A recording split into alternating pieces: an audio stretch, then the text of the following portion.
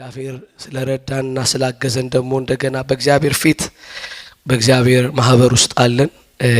ጌታ ደግሞ እንደገና ያስተምረናል። ልዑል ቃሉን ሰጠ ተብሎ በሕያው ቃል እንደተጻፈ እንደገና ዛሬም ቃል ይሰጠናል። በወደደው መልኩ በእያንዳንዳችን ልብ ውስጥ እኛን ለማነጽ በሆነበት ከሰማይ በሆነ መገለጥ እንግዲህ ያናግረናል አምናለሁ።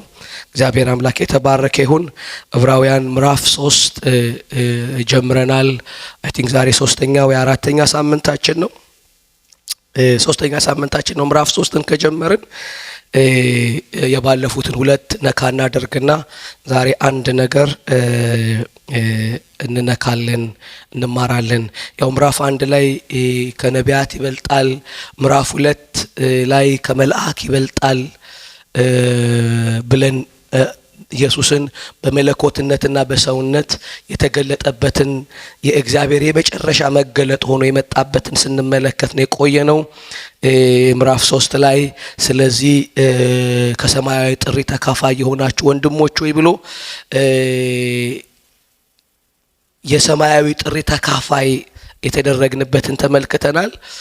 ላስት ዊክ ደግሞ የሃይማኖታችን ሐዋርያና ሊቀ ካህናት የሆነውን ኢየሱስ ክርስቶስን ተመልከቱ ብለን አይኖቻችን ትኩረት እንዲያደርጉ የተፈለገበት አንድና አንድ ነው። በህይወት ወይም በክርስትና መንገድ ውስጥ ኢየሱስ ላይ ትኩረት እንድናደርግ ነው ብለን ተመልክተናል።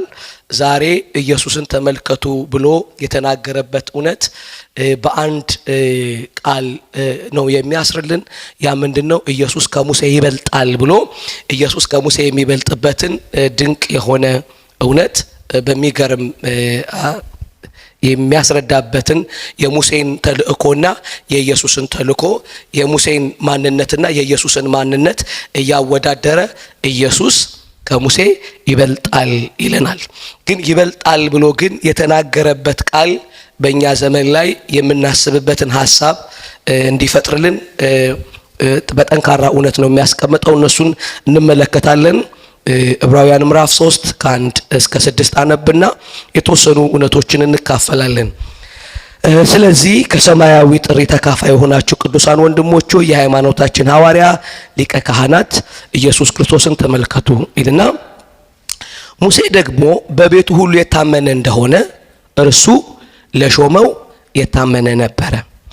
ቤትን የሚያዘጋጀው ከቤቱ ይልቅ የሚበልጥ ክብር እንዳለው መጠን እንዲሁ እርሱ ከሙሴ ይልቅ የሚበልጥ ክብር የተገባው ሆኖ ተቆጥሯልና። አሁን ከሙሴ ይበልጣል ብቻ ሳይሆን ከሙሴ የሚበልጥ ክብር የተገባው ሆኖ ተቆጥሯል። እያንዳንዱ ቤት በአንድ ሰው ተዘጋጅቷልና ሁሉን ያዘጋጀ ግን እግዚአብሔር ነው። ሙሴስ በኋላ ስለሚነገረው ነገር ምስክር ሊሆን በቤቱ ሁሉ እንደ ሎሌ የታመነ ነበረ። ክርስቶስ ግን እንደ ልጅ በቤቱ ላይ የታመነ ነው ነበርና ነው ይልና እኛም የምንደፍርበትን የምንመካበትን ተስፋ እስከ መጨረሻው አጽንተን ብንጠብቅ ቤቱ ነን ይላል። ስለዚህ የዕብራውያን እንግዲህ መጽሐፍ ኢየሱስ ይበልጣል። ምክንያቱም ኢየሱስ the final revelation ነው ብለን የመጣ ነው። የመጨረሻው መገለጥ ነው። በሁለት ነገር ነው ብለናል። በማንነትና የመለኮት ፈቃድ በሙላት የተገለጠበት ስለሆነ ነው ብለናል። ስለዚህ እግዚአብሔር በመጀመሪያው ኪዳን ያወራ የነበረው በትንቢት ቢሆን በነገስታት በየትኛውም አጠቃላይ የመጣበት አደራረጎች ውስጥ አንድ ነገር ለመግለጥ ፈልጓል ብለናል። ማንን ለመግለጥ ነው የፈለገው? ልጁን ነው ለመግለጥ የፈለገው። ልጁ ግን የተገለጠበት ሁለት ጠንካራ ማንነቶች የእግዚአብሔር ሙሉ ፈቃድ መገለጥ፣ ቀጥሎ ደግሞ የእግዚአብሔር ሙሉ ማንነት መገለጥ ነው። ኢየሱስ ያልገለጠው እግዚአብሔር ስለሌለ ከኢየሱስ በኋላ ሌላ አያስፈልግም ብለን ነው ይሄንን ስናጠና የነበረው። እዚህ ጋር ግን ለሚጻፍላቸው ለዕብራውያኖቹ የሚያወዳድረው ኢየሱስን ከምን ጋር ነው? እነሱ ዋና ብለው ከያዟቸው አካላት ጋር ያወዳደረ ኢየሱስን በተገለጠበት ማንነት ይበልጣል እያለ መጣና ምዕራፍ 3 ላይ ኢየሱስ እኮ አጥብቃችሁ ከያዛችሁት እስካሁንም ከምትሰብኩለት ከሙሴ ምን ይላል አለ? ይበልጣል። ዕብራውያን ላይ እንደውም የሐዋርያት ሥራ ምዕራፍ ላይ ሙሴ ይላል አይደለም? ያዕቆብ ራሱ ሲናገር ሙሴ በየስፍራው ብዙ ሰባኪዎች አሉት ይላል። ስለ ሙሴ ሕጉን የሚሰብኩ ሕጉን እንደውም የሙሴ ሰባኪዎች ተብሎ ተቀምጠዋል። የሕጉ ጠበቆችን የሙሴ ሰባኪዎች ብሎ አስቀምጧቸዋል። ስለዚህ አይሁዶቹ አማኞቹም እንኳን ቢሆኑ ለመላእክት፣ ለነቢያት፣ ለአብርሃም፣ ለፓትርያርኮቹ ወይም ለአባቶች እና ለሙሴ በጣም ለመቅደሱ በጣም ትልቅ ስፍራ አላቸው። ለዚህ ነው አሁን ኢየሱስ ክርስቶስ ከሁሉ ይበልጣል። በቃ ይሄው እኮ እግዚአብሔር በሁሉ ያወራው፣ በነቢያት ያወራው፣ በመቅደሱ ያወራው፣ በነ ሙሴም ያወራው መጥቷልና እሱ ከሁሉ የበለጠ ነው ብሎ አይኖቻቸውን ወደ ማን ሊመልስ ነው የሚታገለው? ወደ ኢየሱስ ተመልከቱ የሚለውን እውነት እየሰራ ነው። እዚህ ጋር ግን ሙሴን ያወዳደረበት ቃል ሙሴ ደግሞ በቤት ሁሉ የታመነ እንደሆነ ሙሴ ምንድነው አለ? በቤቱ የታመነ ነው አለ። በቤቱ የሚለው በሙሴ ቤት ሳይሆን በእግዚአብሔር ቤት የእግዚአብሔር በሆነው ድርጊት ሙሴ ምንድነው አለ? የታመነ አገልጋይ ነው አለ። ይሄንን በዘጸአት ወይ በዘኍልቍ ላይ ይሄንኑ ቃል ታገኛላችሁ። ሙሴ ምንድነው የሚል? የታመነ ነው የሚል ታገኛላችሁ። ሙሴ በቤቱ የታመነ ነው። ልክ እንደዚህ ሁሉ ይልና እንደሆነ እርሱ ለሾሞ የታመነ ነበር ይለናል። ማንን ነው የታመነ የሚለን? ሙሴ ልክ እንደታመነ ኢየሱስም ለሾመው ለአባቱ የታመነ ነበር ይላል። አሁን በሁለቱም የታመነ ነው ይልና ግን ሁለቱ በመታመን ግን የተለያዩ ናቸው የሚል ያስቀምጥልናል። ምንድነው የተለያዩበት? ቤትን ያዘጋጀው ከቤቱ ይልቅ የሚበልጥ ክብር እንዳለው መጠን እንዲሁ እርሱ ከሙሴ ይልቅ የሚበልጥ ክብር የተገባው ሆኖ ተቆጥሮታልና። ሙሴ በቤቱ ሲታመን ልክ እንደ ኢየሱስ የታመነ አይነት አይደለም ማለት። ምክንያቱም ምንድነው ሲባል ቤቱን እኮ ያዘጋጀው ምን አለ? ከቤቱ ይልቅ ክብር የተገባው ነው አለ። ምን ማለት ነው? ይሄ በቀላሉ እንዲገባን ቤቱ እኮ የተዘጋጀው ለማን ነው ይላል? ለዚህ ለታመነው ልጅ ነው ቤቱ ራሱ የተዘጋጀው። ስለዚህ ቤቱ ከተዘጋጀለት እኮ ልጅ አይበልጥም ማለት። ሙሴ በቤቱ የታመነ ሲሆን በቤቱ እንደ ባሪያ ነው የታመነው ነው።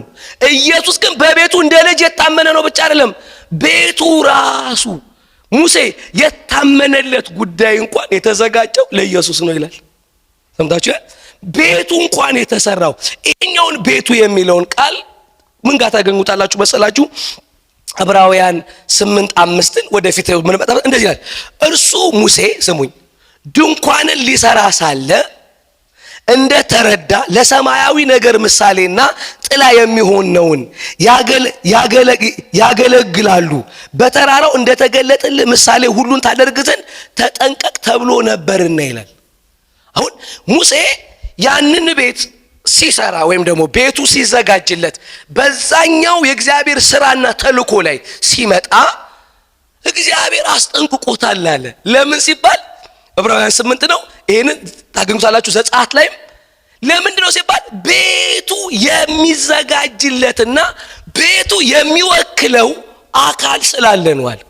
ስለዚህ ሙሴ የሚታመነው የሚመጣውን የሚገልጥ አድርጎ እንዲሰራ ልክ እንደ ባሪያ ማለት የተሰጠውን ትእዛዝ ልክ እንደሚፈጽም የታመነ ነው ይልና ኢየሱስም ለላከው የታመነ ነው ይላል። አባቱ ስለላከው ምክንያቱም እዛ ጋር ብሏል ሐዋርያ ይሏል። የተላከ ነው። ሐዋርያ ማለት የተላከ የነገር ጀማሪ ነው። ሊቀ ካህን እኛን የወከለ ወይም ደግሞ በእኛና በእግዚአብሔር መካከል ብሪጅ የሆነ መሰላል የሆነ ነው።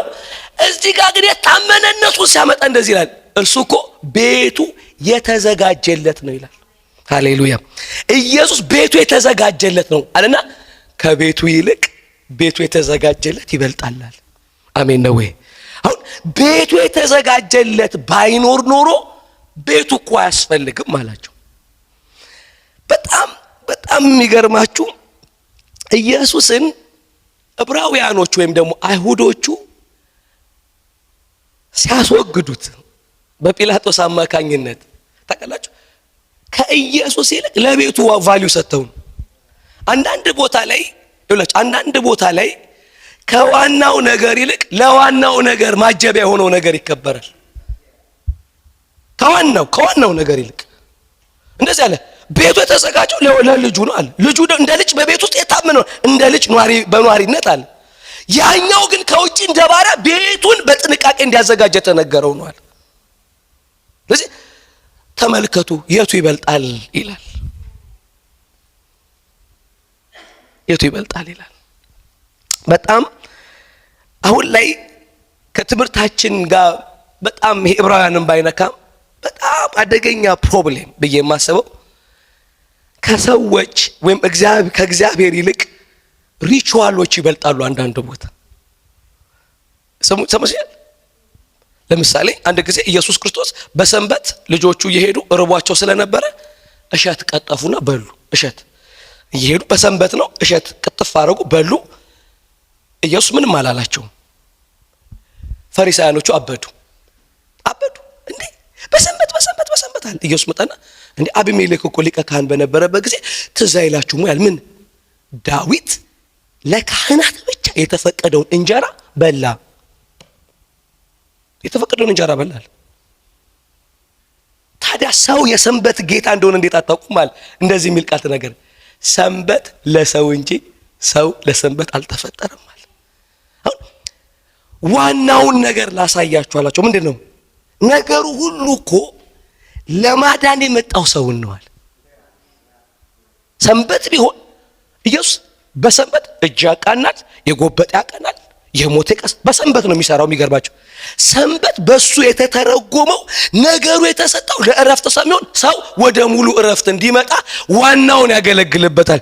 በሰንበት ሰው ካላረፈ በምን ያርፋል? የአብርሃም ልጅ ናት። አዎ በሰንበት ትረፍ ይላል። ሰንበት እረፍት ነዋ። ጎብጣ ማረፍ አትችልም። ስለዚህ ምን ያደርጋል? ከሰንበቱ ይልቅ የጎበጠችዋ ሴትዮ ትበልጣለች። አሜን ነው።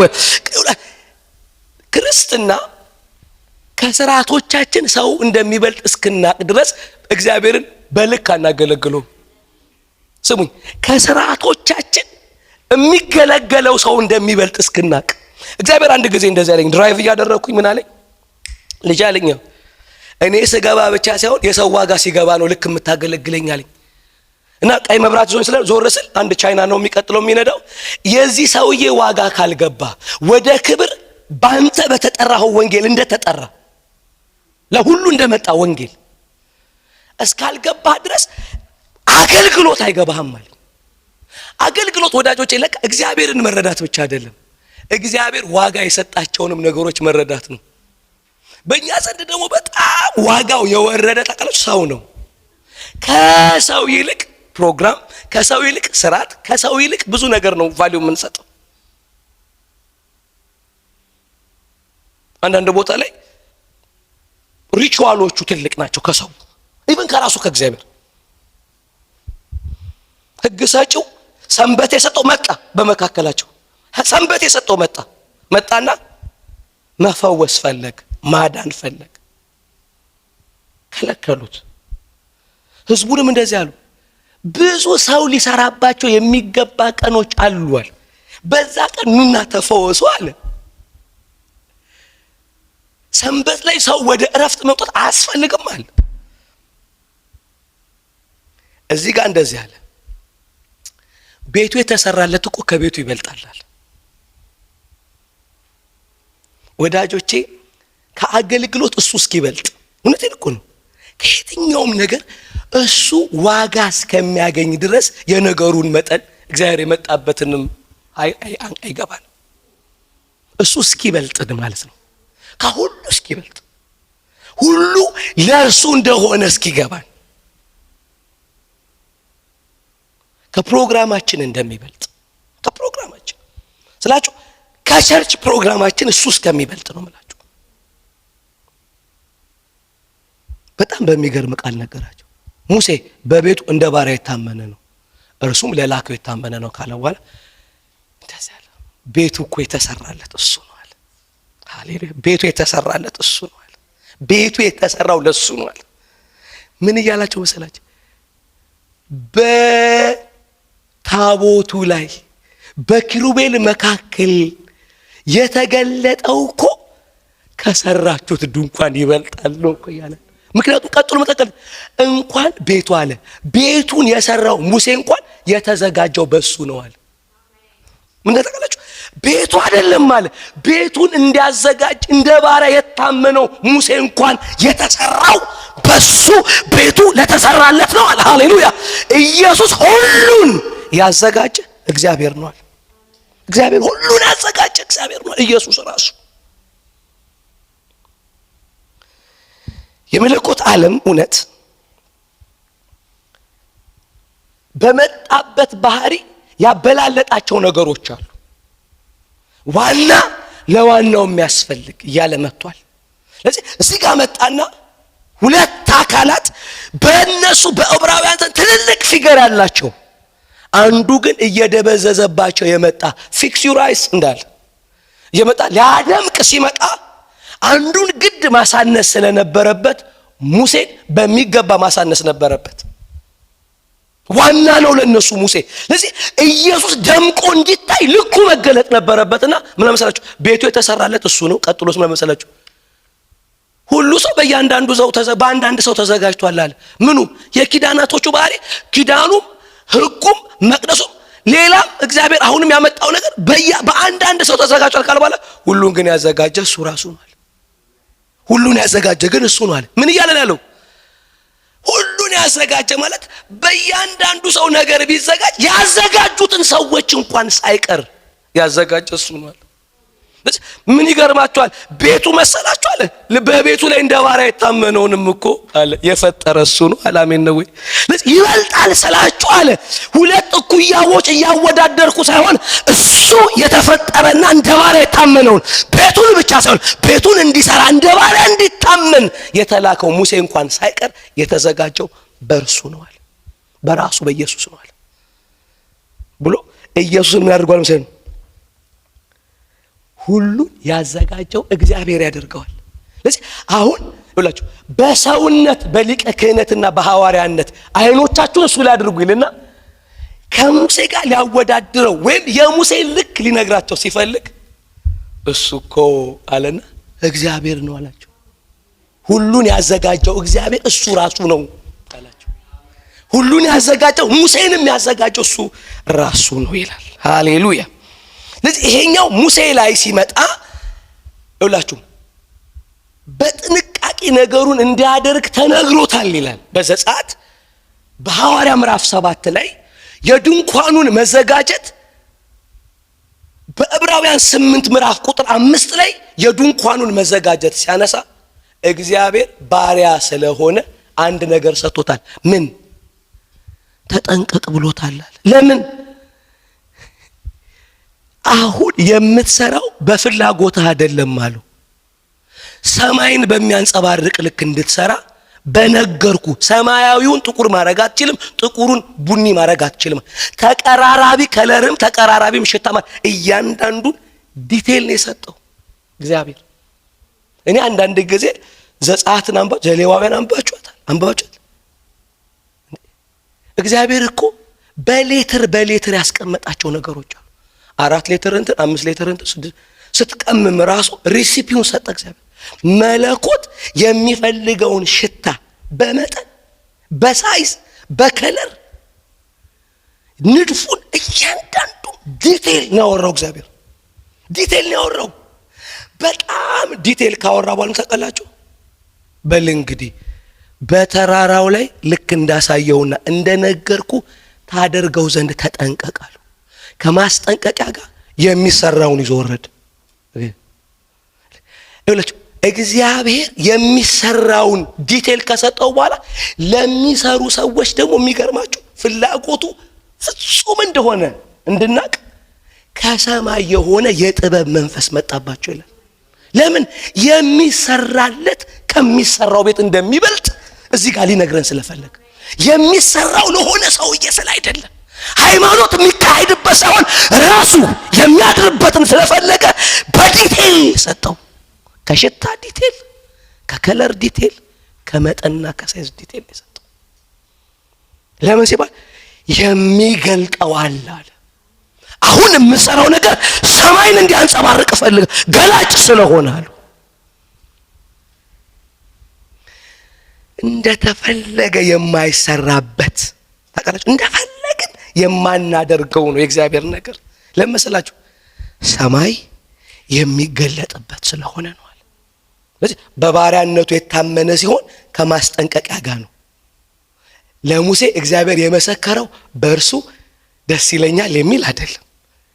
እንደ ሙሴ ትሁት ማን አለ አለ እግዚአብሔር። መጣ ትሁት ነው አለ ሙሴ። እኔ እኮ ሰውን በህልምና በራእይ አወራለሁ አለ። እሱን እኮ አለ እንደ ጓደኛ ፊት ለፊት ነው ማወራው አለ። ስለ ሙሴ እንዲመሰከረ፣ ለልጁ ግን ሲመጣ እንደዚህ አይደለም የሚመሰከረው። በእርሱ ደስ የሚለኝ የምወደው አለ እግዚአብሔር። ለኢየሱስ ብቻ መጣና በእርሱ ደስ የሚለኝ የምወደው አለ። እርሱ የሚኖርበት ስለሆነ ማደሪያው አለ እዚህ ጋር መጣና ከሙሴ ይልቅ የከበረ ነው አለ።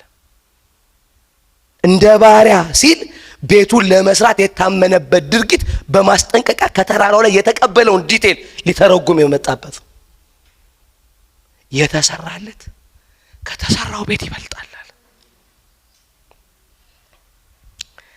እነሱ ችግር የለባቸውም። በእርግጥ ይገርማቸዋል። መጋረጃው ተቀዶም እላች መጋረጃውን ከላይ እስከታች ተቀዶ እላች ምንም ቦዘር አላረጋቸውም። አይሁዶች ስፉት ብለው ሰፍተው ቀጠሉ። ይገርማቸዋል። ማለት የሰማያዊ መቅደስ ተከፍታ እነሱ የተቀደደውን መጋረጃ ሰፍተው ቀጠሉ። ማለት በሰማይ ሊቀ ካህን ሆኖ ኢየሱስ ገብቶ እነሱ 70 ዓመት እየተሿሿሙ ቀጠሉ።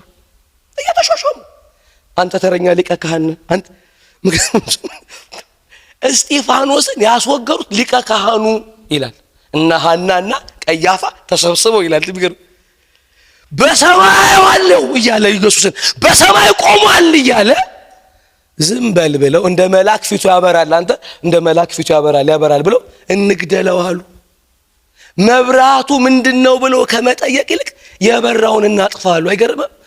አጥፍተው የመጨረሻውን የእግዚአብሔርን ጥሪ ድርግም አድርገው ከዛ 40 ዓመት ቀጠሉ። ወደ 30 ምናምን ዓመት ቀጠሉ እስጢፋኖስን ገለው።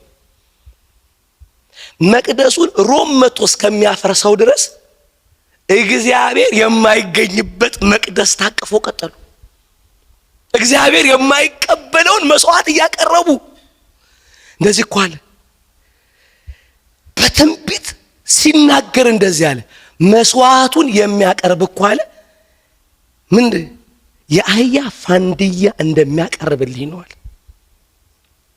ይገማኛል አለ። ለምን? የሰማያዋ ተከፍታለች። የሰማያ ተከፍታ እነሱ በታችኛው መጋረጃ ታገሉ። ለምን ነው ታውቃላችሁ?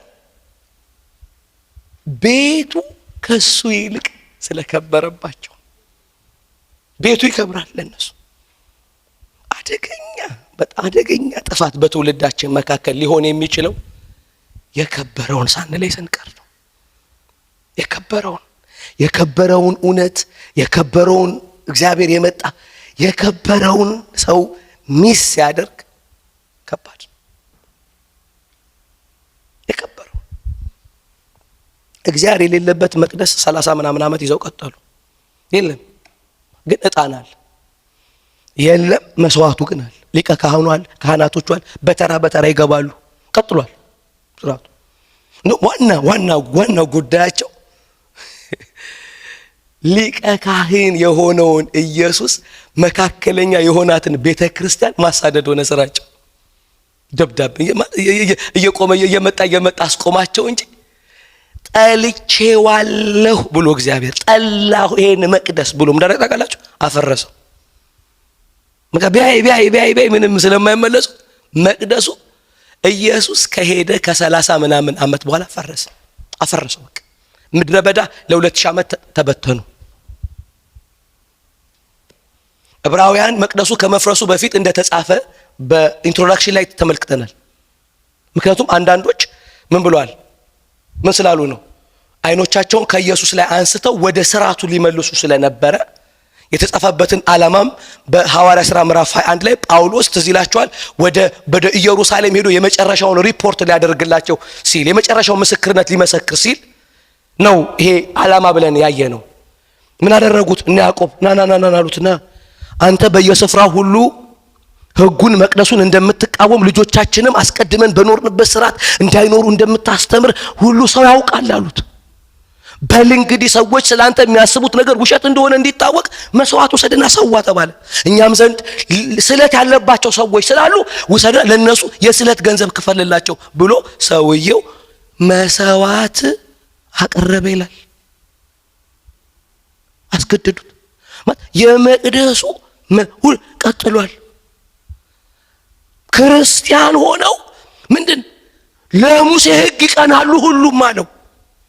የሚቀኑለት አላቸው አለው። ሐዋርያ ሥራ ምዕራፍ 21 ላይ ተመልከት፣ ብዙ የሚያምኑ አይሁዶች አሉ። ሁሉም አለ፣ ሁሉም ለሙሴ ሕግ ይቀናሉ አለ። በል መስዋዕቱ ተባለ።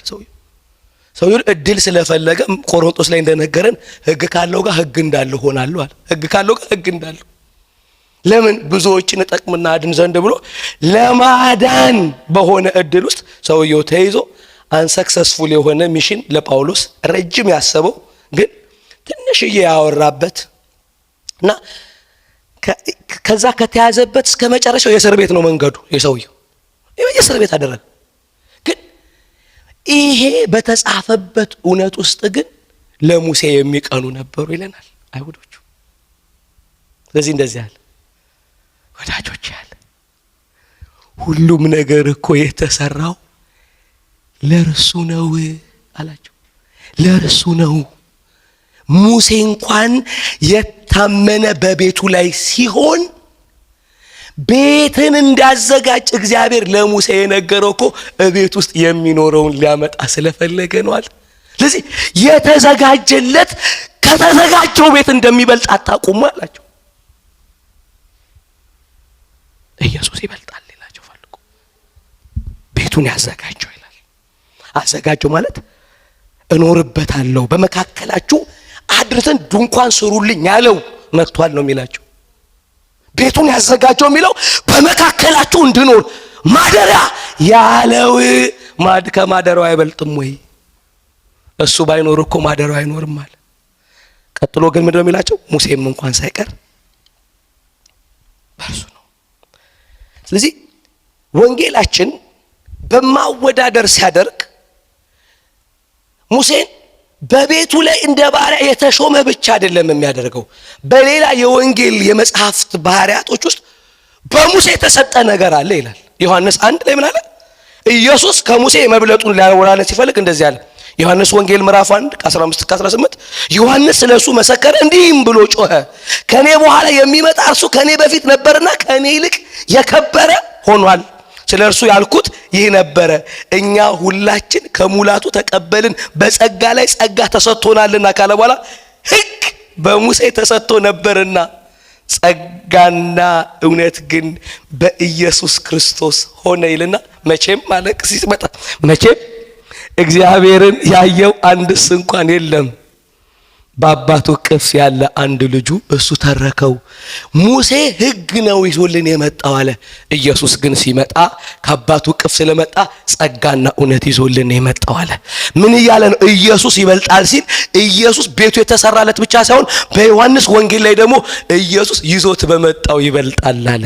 በኢየሱስ ምን መጣ አለ? ጸጋና እውነት መጣ አለ። ሃሌሉያ። ሙሴ ሕግ ነው ይዞ የመጣው፣ ኢየሱስ ግን አለ ሃሌሉያ ጸጋና እውነት በርሱ ሆነ ካለ በኋላ በጸጋ ላይ ጸጋ ተቀብለናል፣ ከሙላቱ ተካፈልናል። ሃሌሉያ። እዚህ ቤት ከሙላቱ የተካፈለ አለ። በጸጋ ላይ ጸጋ የሆነለት እውነትና ጸጋን ያገኘ እኔ ነኝ የሚል አሜን ይበል። ሃሌሉያ። በኢየሱስ የመጣው ይበልጣል አለ። ይበልጣል በኢየሱስ የመጣው። ሃሌሉያ። ሐዋርያ ሥራ ምዕራፍ 3 ላይ እንደዚህ አለ፣ ሙሴም ለአባቶቻችን ጌታ አምላክ እኔን እንዳስነሳኝ አለ። ሙሴ ራሱ ደግሞ ስለ ኢየሱስ ሲመሰክር ማለት ነው። ሐዋርያ ሥራ ምዕራፍ ኮቴሽን ነው፣ ከዘጸአት ላይ የተወሰደ ኮቴሽን ነው። እንደዚህ አለ፣ ለአባቶቻችን ሙሴ ለአባቶቻችን ማለት ሙሴ ለአባቶቻቸው ያወራው ነገር ነበር ስለሚመጣው። አሁን ኢየሱስ ይበልጣል የሚለው ሐዋርያ ምዕራፍ 3 ላይ ምዕራፍም 7 ላይ ይሄንን እስጢፋኖስ ደግሞታል። ሙሴ ራሱ እኮ ስለ ኢየሱስ መስክሯል ብሎላቸዋል። ግን እዚህ ጋር ምንድነው የተመሰከረው ሲባል ሙሴ ይዞት በመጣው ብቻ አይደለም ማለት ጸጋና እውነትን ይዞ የሚመጣው አካል ይውላችሁ ከነቢያት መካከል እንዳለ አንድ ነብይ አይደለም አለ። ንግግሩ የሰዎችን ህይወት ዲተርሚን የሚያደርግ ነው አለ። እሱን መስማትና ለመስማት መኖርና ለመኖር ነው አለ። እሱን መቀበልና ለመቀበል በህይወት መቀጠልና በህይወት አለመቀጠል ነው አለ። እንዲህ ብሎ ለአባቶቻችን መሰከራል። ምን ብሎ? ጌታ አምላክ እንደ እኔ እንዳስነሳኝ ነብይ ከወንድሞቻችሁ ያስነሳላችኋል መካከል ማለት ነው። በሚነግራችሁ ሁሉ እርሱን ስሙት ካለ በኋላ ያንም ነብይ የማትሰማውን ነፍስ ሁሉ ከህዝብ ተለይታ ትጠፋለች አለ። አይገርም? አሁን ሙሴን አለመስማት አይደለም ስሙኝ አለ። አሁን የሚያስነሳላችሁ ነብይ እሱን አለመስማት ዝም ብሎ በቃ ኢየሱስን አለመስማት በቃ ካስተማሪ መካከል አለመስማት አይደለም ማለት አልሰማነውም በቃ ኢየሱስን አንሰማም ግን ሌላ እንሰማለን ማለት አይቻልም ማለት። እሱን የማትሰማ ነፍስ ከወንድሞች መካከል ተለይታ ትጠፋለች አለ። እሱን አለመስማት ምርጫ አይደለም ማለት መስማትና አለመስማት መኖርና አለመኖር ነው አለ። መቀበልና አለመቀበል በህይወት መኖርና በህይወት አለመኖር ነው አለ። ይበልጣል ያለው ከወንድሞቻችሁ መካከል የሚያስነሳው ይላችሁ የሃይማኖት ኦፒኒየን አይደለም ማለት ቪው አይደለም ማለት ኢየሱስ ኦኬ የተሻለ ቪው ከኢየሱስ የተሻለ ቪው አይደለም ኢየሱስን መስማትና አለመስማት በአጭር ተገለጠ። መኖርና አለመኖር ነው አለ። መኖርና አለመኖር ነው አለ። ሙሴ ራሱ ስለሱ መሰከረ። ምን መስማት እሱን በህይወት ያኖራል አለ። ከወንድሞቻችሁ መካከል የሚያስነሳው ነብይ አለመስማት ያማይሰማው ነፍስ ከወንድሞች እንደዚህ አለ። ቀጥሎ ሁለተኛም ከሳሙኤል ጀምሮ ከርሱ በኋላ የተናገሩት ነቢያት ሁሉ ደግሞ ስለዚህ ወራት ተናገሩ። ስለሱ ብቻ ነው የተናገሩት። ከሳሙኤል ጀምሮ የተነሱት ነቢያት ሁሉ ስለ ኢየሱስ ነው የተናገሩት። ከሳሙኤል ጀምሮ ማለት ይውላችሁ የመጀመሪያው ነብይ ማለት ነው ሳሙኤል። እነ ሙሴን እንደ መስፍንም ስለተነሱ እንደ ነብይ ፊገር ግን ያደረገው ሳሙኤልን ነው። ከሱ ጀምሮ የተነሱት ሁሉ ስለሱ ተናገሩ። ይመጣል ብቻ ግን አይደለም ያሉት፣ እሱን አለ መስማት ዋጋ ያስከፍላልም ነው ያሉት። ወዳጆች የቤተ ክርስቲያን አሁን ለምን በዳርክነስ እንደምትኖር ታውቃላችሁ? እሱን አለ መስማት በሚባል የህይወት ስርዓት ከኢየሱስ ይልቅ ስብከት አለ፣ ከኢየሱስ ይልቅ ትምህርት አለ፣ ከኢየሱስ ይልቅ መዝሙር አለ በህይወት የማያኖር አለ።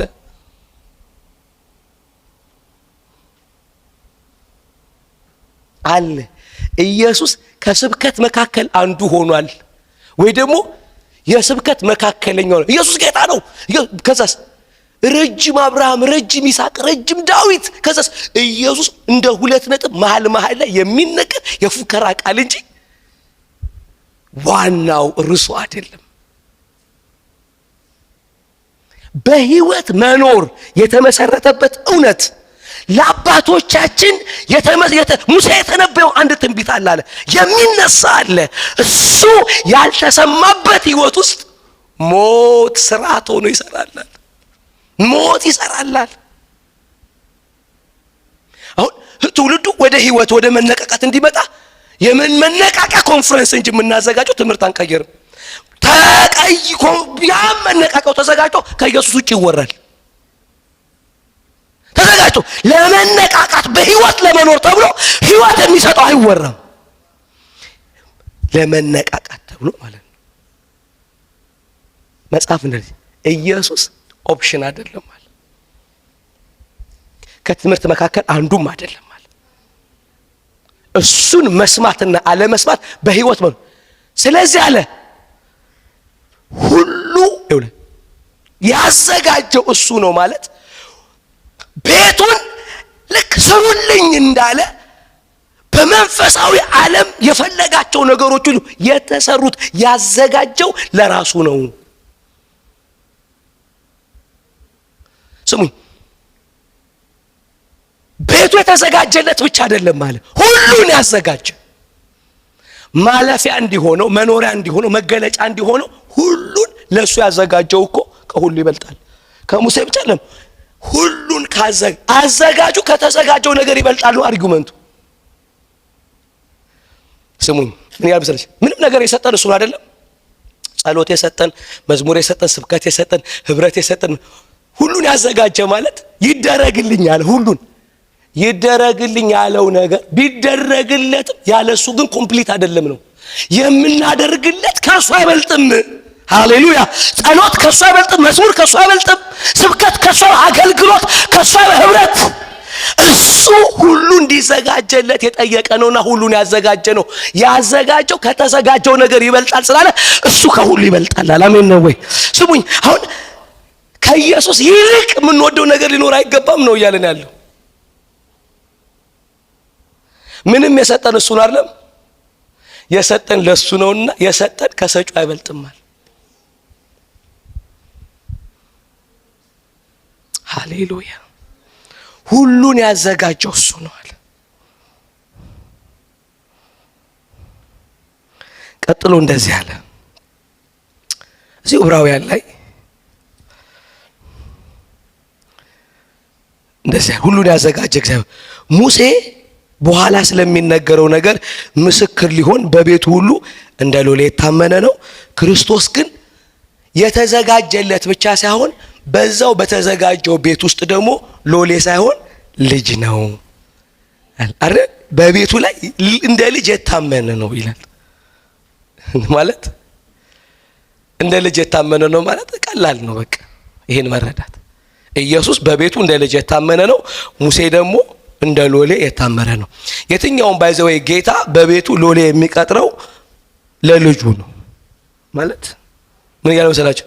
ሙሴ የተፈለገው ለኢየሱስ ነው አለ። እሱ እንደ ልጅ የታመነ ነው በቤቱ፣ ቤቱም የተዘጋጀው ለሱ ነው። እንደ ልጅ በቤቱ ሲታመን በቤቱ እንደ ሎሌ እንዲታመን ደግሞ የተፈለጋል። ስለዚህ ልጁ ለሎሌው አይደለም የሚያስፈልገው አለ። አይተሻል? ሎሌው ነው ለልጁ የተፈለገው። ከሎሌው ይልቅ ልጁ ነው ሎሌውን የሚያመጣ ነው። ሃሌሉያ! እንደ ልጅ የታመነ ነው ኢየሱስ በቤቱ። ስለዚህ ሎሌው ልጅ እንዲያገለግል ልጅ እንዲገልጥ የከበረውን ቀጥሎ ወደኛ ግን ያመጣና እንግዲያውሳ እርሱ ከሙሴ ከተዘጋጀውን ቤት የሚበልጥ ሁሉንም ያዘጋጀና በቤቱም እንደ ልጅ የታመነ ከሆነ አለ። ቀጥሎ እንደዛ እኛ ደግሞ የምንደፍርበትን የምንመካበትን ተስፋ እስከ መጨረሻው አጽንተን ብንጠብቀው ምን ነን አለ? ቤቱ ነን።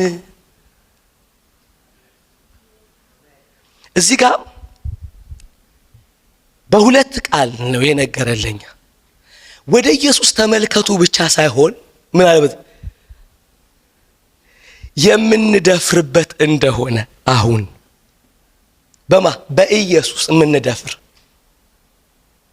ወይም በኢየሱስ ኮንፊደንስ ያለን ብንሆን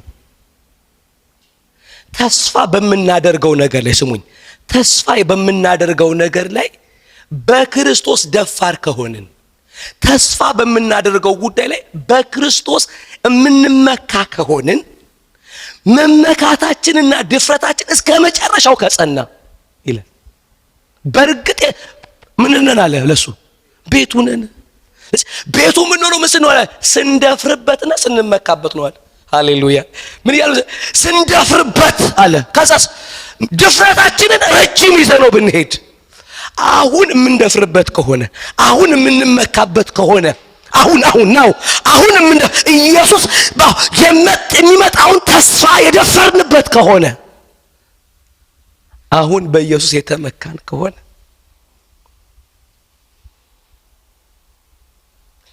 ምን እያለ መሰላችሁ? ኢየሱስ ትላንት የደፈርንበት ብቻ አይደለም ማለት አሁን እምነት አሁን ነው በሉት ካጠገባችሁ። እምነት አሁን ነው። እምነት አሁን ነው። አሁን ነው እምነት አሁን ነው። አሁን ነው አባይድ የምናደርገው በእምነት እስከ መጨረሻው አጽንተን ብንጠብቅ የሚለው ድፍረቱና እምነቱ ስፔሻሊ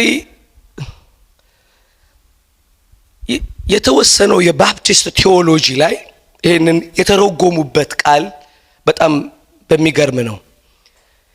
የምንደፍርበትና የምንመካበት ነገር አጽንቶ ያቆመናል ነው። ነገሩን በጽናት እንጠብቃለን ሳይሆን በእሱ ላይ ድፍረትና ትምክት አሁን ትምክት ካለን በድፍረቱና በትምክቱ ነው የጸና ነው። እምንጸናለት ሳይሆን ያመንበት ያጸናናል ነው። ሃሌሉያ። እዚህ ጋር ግን ሁለቱም የንግግር ዘይቤ ሊሆን ይችላል። አሁን ግን ያመስላችሁ ተስፋ በመናደርገው ነገር ተስፋ በመናደርገው ምንድን በእርሱ ብንመካ ተስፋ የምታደርጉት ብዙ ነገር አለ የሚመጣ። አሁን ግን ተስፋ የምናደርገው ነገር በዋነኝነት እያወራን ያለው ተስፋ የምናደርገው የክርስቶስ የሚመጣው የመጨረሻው ክብር ማለት ነው። ክብሩን ነው ወይም የመጨረሻውን የስጋችንን ለውጥ ወይም ደግሞ በእግዚአብሔር ማደሪያ ቤት በስጋ መገኘት ነው። ስለዚህ የመጨረሻው ድነታችን የስጋ ቤዛነትን ነው የሚያወራልን። ክብሩን ወይም በክርስቶስ መምጣት ወይም በአማኞች መነጠቅ በሚደረገው ስርዓት ውስጥ ያ ተስፋውን በክርስቶስ ከደፈር ነው። በተስፋው ላይ በክርስቶስ ደፋር ከሆነን ለምን መሰላችሁ? ምን ደፍረው በቤቱ የታመነ ስለሆነ እሱ በእኛ ሳይሆን በእርሱ መታመን ከደፈርን የታመነ አለን ብለን ደፋር ሆነን ምን ይላል? አይኖቻችን ከሱ ላይ ባይነሱ። ሃሌሉያ። ድፍረታችን ከሱ ውጪ ያልተመሰረተ ከሆነ በእርሱ መታመን ከደፈርን ኢየሱስ ታምኗል ብለን ደፋሮች ከሆንን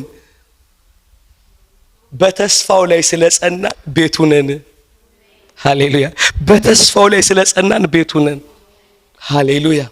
ሁለት በኢየሱስ መታመን የምንመካ ከሆነ ትምክት ሲባል ኢየሱስ እንደ ልጅ በቤቱ የታመነ ነው ብለን ከተመካንበት ኢየሱስ በአባቱ ቤት እንደ ልጅ ታምኗል አንድ አካል ለኔ ካልን ኢየሱስ ለኔ የታመነው ነው ብለን ከተመካንበት